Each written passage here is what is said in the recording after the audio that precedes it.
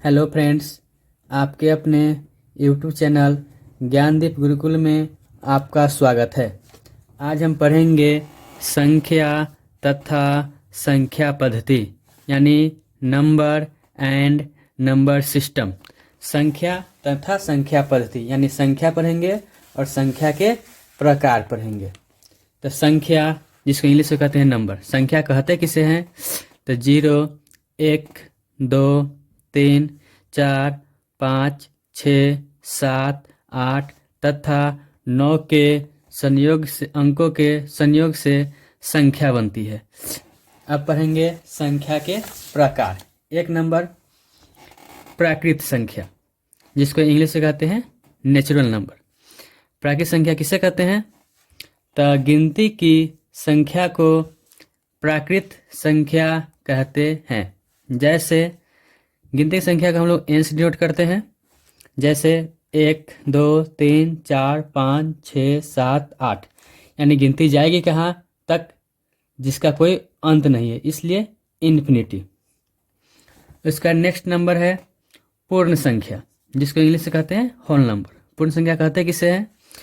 तो प्राकृत संख्याओं के समूह में 0 को शामिल करने पर पूर्ण संख्याओं का समूह बनता है। जैसे पूर्ण संख्या को W से डिनोट करते हैं। तो आपका क्या है? 1, 2, 3, 4, 5, 6, 7, 8, 9, 10, ये आपका प्राकृत संख्या है। प्राकृत संख्या के समूह में सिर्फ 0 ऐड करने पर ये मेरा बन जाता है पूर्ण संख्या का समूह बन जाते हैं।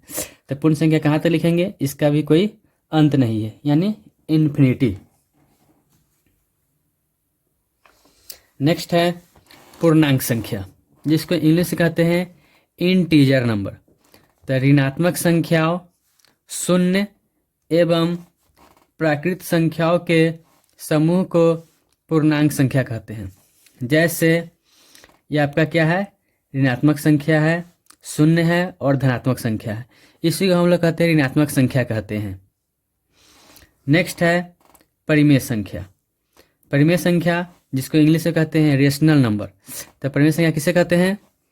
वैसी संख्या जिसे P/Q के रूप में लिखा जा सके लेकिन Q इक्वल टू नॉट 0 हो, उसे परिमेय संख्या कहते हैं। जैसे -5, -5/2, 1, 1/2, 8, 5/2, यानी कोई भी संख्या हो सकती है, लेकिन ये जो P/Q है, Q के जगह पर 0 नहीं होना चाहिए। Q इक्वल टू नॉट 0 हो, उसे परिमेय संख्या कहते हैं।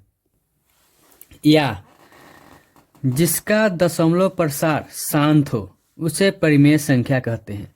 दशमलव प्रसार शांत का अर्थ है 3/8 है, यानी नीचे वाले संख्या से ऊपर वाला संख्या में भाग करेंगे।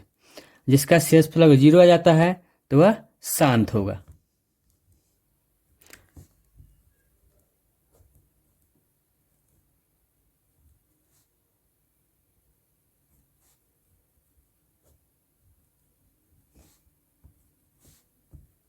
देखिए शेषफल क्या हो गया? 0 हो गया, यानी इसका दशमलव प्रसार कैसा होगा? शांत होगा।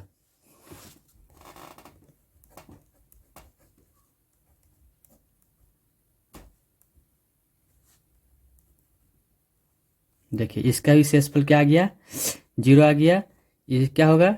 इसका भी दशमलव प्रसार शांत होगा। जिसका दशमलव प्रसार शांत होता है उसे परिमेय संख्या कहते हैं। एक इम्पोर्टेंट बात देखिए, नोट में लिखा हुआ है, सभी प्राकृत संख्या जो है पूर्ण संख्या होती है, पूर्ण संख्या जो पूर्णांक संख्या होती है एवं परिमेय संख्या होती है। जैसे प्राकृत संख्या जो है ये क्या है? आपका प्राकृत संख्या है।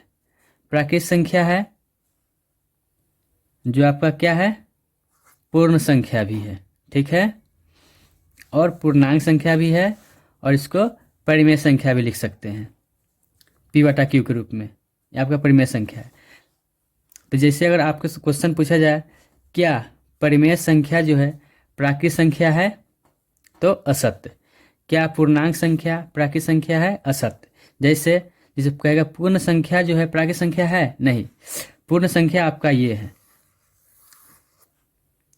लेकिन इसमें आपका परिमेय संख्या है, लेकिन ये परिमेय संख्या प्राकृत संख्या नहीं है। आपसे पूछे क्या प्राकृत संख्या पूर्ण संख्या है, तो जी पूर्ण संख्या ये है। इसमें सिर्फ जीरो ऐड करने पर आपका पूर्ण संख्या बन जाता है। लेकिन क्या पूछे कि आप क्या प्राकृत संख्या है, तो नहीं, असत्य है।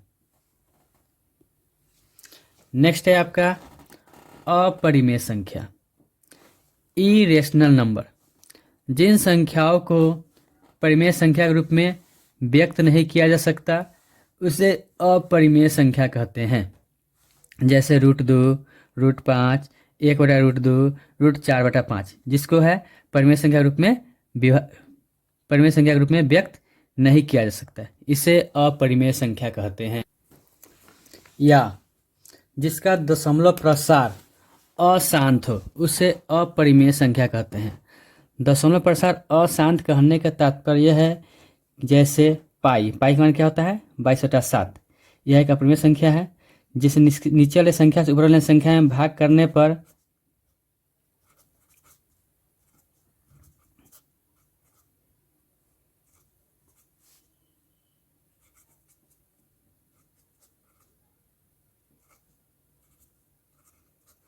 जो लगातार इसी तरह जाते रहेगा, यानी जिसका शेषफल 0 नहीं आएगा, यानी 3.14159 लगातार आएगा।